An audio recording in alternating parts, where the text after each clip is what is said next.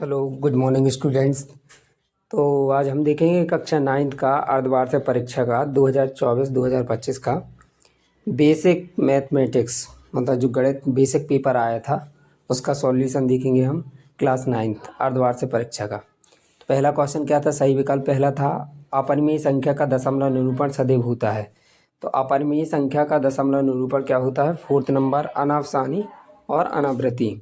शून्य बहुपद की घात है, परिभाषित नहीं। बिंदु 0 और -1 स्थित होता है। तो ये कहाँ होता है? तुम्हारा y अक्ष पर। किस अक्ष पर होता है? y अक्ष पर। 4th वाला ऑप्शन इसका सही है। चौथे में क्या लिखा है? 3x - 4 = 5। तो x का मान बताना है। तो x का मान हम निकालेंगे तो -4 इस साइड गया तो +5 में जोड़ गया तो क्या हो गया? 9। 3 का भाग 2 मतलब बी ऑप्शन। कौन सा? बी 3। आंसर इसका हो जाएगा 3 सही। संलग्न चित्र ए ओ बी एक रेखा है तो x का मान होगा। तो x का मान हम जानते हैं कि एक सरल रेखा में बने कोणों का योग क्या होता है? 180 अंश।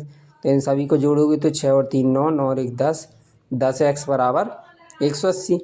तो 10 का भाग दिया मतलब 18। इसका ऑप्शन बी नंबर क्या हो जाएगा? सही हो जाएगा। प्रश्न क्रमांक 6वां, जिसमें हमें दिया गया है कि ए बी बराबर ए सी है, एक त्रिभुज ए बी सी है जिसमें कोण बी बराबर 30 अंश है। तो सी का क्या मान होगा? तो सी का मान होगा 120। ठीक। इसी प्रकार हम देखेंगे प्रश्न क्रमांक दूसरा, रिक्त स्थानों की पूर्ति कीजिए। तो जी लिखा है -2x² x² का गुणांक है। क्या होगा? x² का गुणांक -2। दूसरे ऑप्शन में x अक्ष और y अक्ष के निर्देशांक तल को 4 भागों में विभाजित किया गया है। एक ऐसा समीकरण जिसका आलेख एक सरल रेखा है खालिस्तान समीकरण कहलाता है, रैखिक समीकरण कहलाता है। यदि दो रेखाएं परस्पर प्रतिच्छेद करती हैं तो शीर्षाभिमुख कोण आपस में क्या होते? बराबर होते हैं। समकोण त्रिभुज में सबसे बड़ी भुजा को कर्ण कहते हैं। समांतर चतुर्भुज के दोनों विकर्ण परस्पर समद्विभाजित करते हैं। एक दूसरे को क्या करते हैं? समद्विभाजित। प्रश्न क्रमांक तीसरा, सत्य असत्य बताना है। सत्य असत्य बताना है तो पहला क्या है? बहुपद x² + 2x + 3 एक द्विपदी बहुपद है। तो इसमें क्या है? 3 पद हैं, इसलिए ये क्या हो गया? पहला असत्य है। दूसरा, प्रत्येक परिमेय संख्या एक पूर्ण संख्या होती है। तो ये भी क्या है? असत्य है। y अक्ष के निर्देशांक को भुज कहते हैं। ये भी असत्य है। क्या लगा? समीकरण x + 2y = 3 का हल 1 और 1 है। ये सही है। संपूर्ण कोणों का योग 90 है। संपूरक कोणों का योग 90 अंश होता है। ये भी असत्य है। सर्वांग सम त्रिभुज में संगत भाग बराबर होते हैं। ये सत्य है।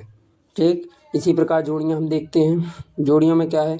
पहली की जोड़ी कौन सी है? पहले का जोड़ी है -4। दूसरा -6 का 1/2। तो दूसरे की जोड़ी क्या? -3। 80 का 1/4 भाग, 1/4 मतलब 4 का भाग, क्या आ जाएगा? 20।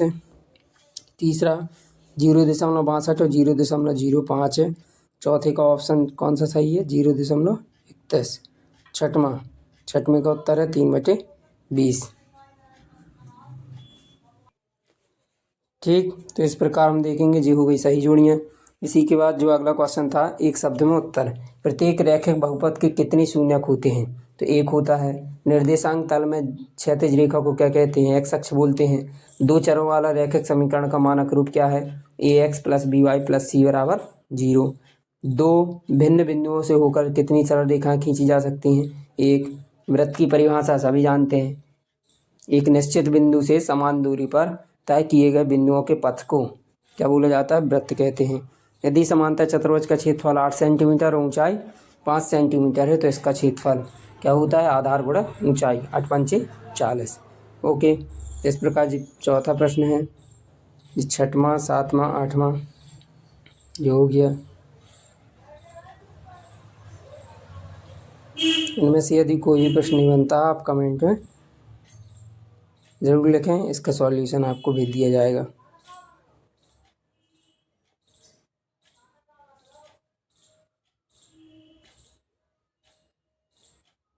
ओके।